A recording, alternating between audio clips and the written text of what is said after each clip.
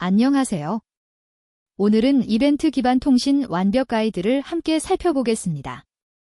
레비템큐와 캐프커를 활용한 이벤트 기반 아키텍처의 핵심 개념부터 실무 선택 기준까지 쉽고 명확하게 정리해드리겠습니다. 먼저 목차를 확인하겠습니다. 이벤트 기반 아키텍처의 기본 개념부터 시작해서 레비템큐와 캐프커를 각각 소개하고 두 시스템을 비교한 후 메시지 브로커 선택 기준을 알아봅니다. 마지막으로 다커로 직접 실행하는 방법까지 다루겠습니다. 첫 번째로 이벤트 기반 아키텍처란 무엇인지 알아봅시다. 시스템 간 직접 통신 대신 이벤트라는 메시지를 통해 간접적으로 소통하는 설계 방식입니다. 발행자와 구독자를 분리하여 시스템 간 결합도를 낮추고 유연성을 높입니다. 핵심 장점은 세 가지입니다. 시스템 간 독립성을 확보하고 확장성이 향상되며 장애를 격리할 수 있습니다. 이벤트 기반의 핵심 장점을 구체적으로 살펴봅시다. 주문 서비스가 이벤트만 발행하면 재고, 배송, 알림 시스템이 각자 처리합니다. 새로운 시스템을 추가할 때 기존 코드를 전혀 수정하지 않고 이벤트 구독만 하면 됩니다. 비동기 처리로 성능이 향상되고 시스템 추가와 제거가 용이하며 한 시스템의 장애가 전체에 영향을 주지 않습니다. 실제 코드를 살펴보겠습니다. 주문 서비스에서 주문 생성 이벤트를 발행하는 코드입니다. 먼저 오어더 리파저토리 세이브로 주문을 저장합니다. 그 다음 오어더 크리에이티드 이벤트 객체를 생성하는데 주문 아이디, 상품 아이디, 수량 등 필요한 데이터만 담습니다. 마지막으로 이벤트 퍼블리시를 호출하면 이벤트가 메시지 브로커로 전송되어 구독 중인 모든 시스템에 전달됩니다. 주문 서비스는 누가 이 이벤트를 받아서 처리하는지 알 필요가 없습니다. 이벤트 기반을 실전에 어떻게 적용할까요? 이커머스에서 주문 버튼을 클릭하면 오어더 크리에이티드 이벤트를 발행합니다. 재고 서비스는 재고를 차감하고 배송 서비스는 배송 준비를 시작하고 알림 서비스는 고객에게 알림을 보냅니다. 모든 작업이 비동기로 독립적으로 진행됩니다. 네이버, 쿠팡, 배달의 민족 같은 대형 서비스에서 이런 패턴을 적극적으로 사용하고 있습니다. 하지만 주의할 점이 있습니다. 모든 통신을 이벤트로 처리하면 안 됩니다. 간단한 조회나 즉각적인 응답이 필요한 경우에는 REST API 같은 동기 방식이 더 적합합니다. 이벤트 기반 아키텍처는 비동기 처리가 가능하고 시스템 간 독립성이 중요한 경우에만 사용하세요. 동기와 비동기 특성에 맞게 선택하고 이벤트 이름은 과거형으로 작성하며 최소 필요한 데이터만 포함하는 것이 좋습니다. 이제 레비템큐를 소개하겠습니다. 레비템큐는 메시지를 안전하게 전달하는 메시지 브로커입니다. AMQP 프로토콜을 기반으로 동작하며 메시지 라우팅, 보장된 전달, 우선순위 처리 등 다양한 기능을 제공합니다. 마치 우체국처럼 메시지를 안전하게 보관했다가 적절한 시점에 전달합니다. 핵심 장점은 메시지 보장 전달, 복잡한 라우팅 규칙 지원, 부하 분산 기능입니다. 레비템큐 설정 코드를 살펴봅시다. 먼저 큐를 생성하는데 오어더 크리에이티드라는 이름의 큐를 만들고 두 번째 파라미터 true는 도러벨 설정입니다. 이렇게 하면 레비템큐 서버가 재시작되어도 큐가 사라지지 않습니다. 다음으로 타픽 익스체인지는 라우팅 키 패턴을 사용해서 메시지를 필터링하는 교환기입니다. 마지막으로 바인딩 빌더를 통해 교환기와 큐를 연결하고 오어더 크리에이티드 별표 패턴과 일치하는 메시지만 이 큐로 전달되도록 설정합니다. 레비템큐의 핵심 개념을 정리하겠습니다. 큐는 메시지를 저장하는 큐이며 도러벨 설정으로 서버 재시작에도 유지됩니다. 익스체인지는 라우팅 키 패턴으로 메시지를 필터링하는 교환기입니다. 바인딩으로 익스체인지와 큐를 연결합니다. 실전 팁으로는 메시지 처리 후 반드시 ACK를 전송해야 하고 도러벨 큐와 퍼시스턴트 메시지를 함께 사용해야 완전한 내구성을 보장합니다. 데드레터 큐를 설정해서 처리 실패한 메시지를 따로 관리하는 것도 좋습니다. 이번에는 캐프커를 소개하겠습니다.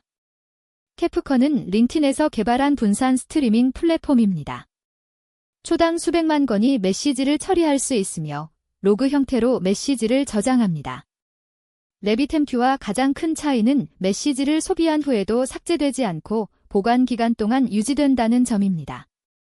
초고속 메시지 처리가 가능하고 메시지를 재사용할 수 있으며 서버를 추가하는 것만으로 쉽게 확장할 수 있습니다. 캐프커 프로듀서 설정 코드를 살펴봅시다. 먼저 BOOTSTRPSRVRS 버너페이지로 캐프커 서버의 주소를 지정합니다. 여러 서버를 콤마로 구분해서 나열할 수 있습니다. KSIRLIZ와 VRKSIRLIZR로 메시지 직렬화 방식을 설정합니다. 중요한 부분은 HKS-C1FIG를 올로 설정하는 것인데 이렇게 하면 메시지가 모든 복제본에 저장되었음을 확인한 후에야 성공으로 처리됩니다. 이것이 데이터 안정성을 보장하는 핵심입니다. 캐프커의 핵심 개념을 정리하겠습니다. 파티션이라는 개념으로 메시지를 분산 저장하여 여러 서버가 병렬로 처리합니다. 컨슈머 그룹을 통해 여러 인스턴스가 메시지를 분산 처리할 수 있습니다. 같은 데이터를 여러 시스템이 독립적으로 읽을 수 있다는 것이 레비템큐와의 큰 차이점입니다. 파티션 키로 순서를 보장하고 리텐션 정책으로 보관 기간을 관리합니다. 넷플릭스, 우버, 에어비앤비 같은 글로벌 기업들이 캐프커를 핵심 인프라로 사용하고 있습니다. 이제 레비템큐와 캐프커를 비교해 봅시다. 레비템큐는 메시지 전달과 라우팅에 강점이 있고 캐프커는 대용량 스트리밍과 로그 저장에 최적화되어 있습니다. 레비템큐는 메시지를 소비하면 삭제하지만 캐프커는 보관 기간 동안 유지합니다. 쉽게 비유하자면 레비템큐는 택배 서비스이고 캐프커는 신문 구독 서비스입니다. 사용 목적과 데이터 특성에 따라 선택해야 합니다. 코드로 두 시스템을 비교해 봅시다. 레비템큐는 작업 큐 패턴으로 핸들 태승 메서드가 작업을 처리하고 나면 메시지가 자동으로 큐에서 제거됩니다. 한번 처리하면 끝입니다. 반면 캐프커는 이벤트 스트림 패턴으로 그룹 아이디라는 개념이 있습니다. 같은 토픽을 여러 컨슈머 그룹이 구독할 수 있고 각 그룹은 독립적으로 메시지를 읽습니다. 애널리틱스 서비스 그룹이 읽어도 메시지는 그대로 남아있어서 레커멘데이션 서비스 그룹도 같은 메시지를 읽을 수 있습니다. 레비템큐를 선택해야 하는 기준을 알아봅시다. 메시지 처리 후 삭제해도 되는 작업 큐가 필요할 때, 복잡한 라우팅 규칙이 필요할 때, 처리량이 초당 수만 건 이하일 때 레비템큐가 적합합니다. 예를 들어 주문 처리, 이메일 발송, 이미지 리사이징 같은 작업 분산에 최적입니다. 정확한 메시지 전달을 보장하고 복잡한 라우팅 규칙을 지원하며 중소규모 처리량에 적합합니다. 캐프커를 선택해야 하는 기준을 알아봅시다. 같은 데이터를 여러 시스템에서 사용해야 할 때, 과거 데이터를 다시 읽어야 할 때, 처리량이 초당 수십만 건 이상일 때 캐프커가 적합합니다. 예를 들어 사용자 행동 로그, 실시간 분석, 이벤트 소신 같은 데이터 스트리밍에 최적입니다. 초고속으로 대량의 데이터를 처리하고 메시지 재사용이 필수적이며 여러 시스템이 동시에 구독해야 하는 경우에 선택하세요. 메시지 브로커를 선택할 때 체크리스트입니다. 처리량은 얼마인가요? 메시지를 다시 읽어야 하나요?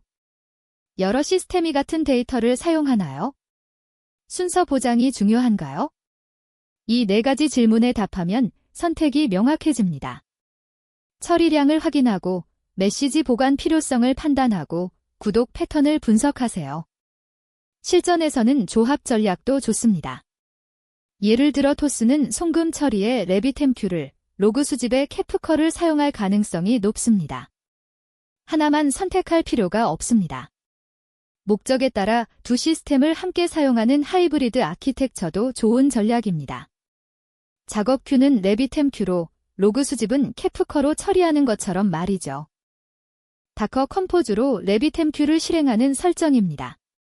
레비틈, 산 매니지먼트 이미지를 사용하고 5672포트는 AMQP 프로토콜용이며 15672는 관리 UI 접속용입니다. 환경 변수로 기본 사용자와 비밀번호를 애드민으로 설정하고 볼륨을 마운트해서 데이터를 영구 저장합니다. 다커 컴포즈 오브 D 명령 하나로 바로 실행할 수 있습니다. 다커 컴포즈로 캐프커를 실행하는 설정입니다. 캐프커는 주키퍼에 의존하므로 두 개를 함께 실행해야 합니다. 먼저 주키퍼를 2181포트로 실행하고 캐프커는 9092포트로 실행합니다.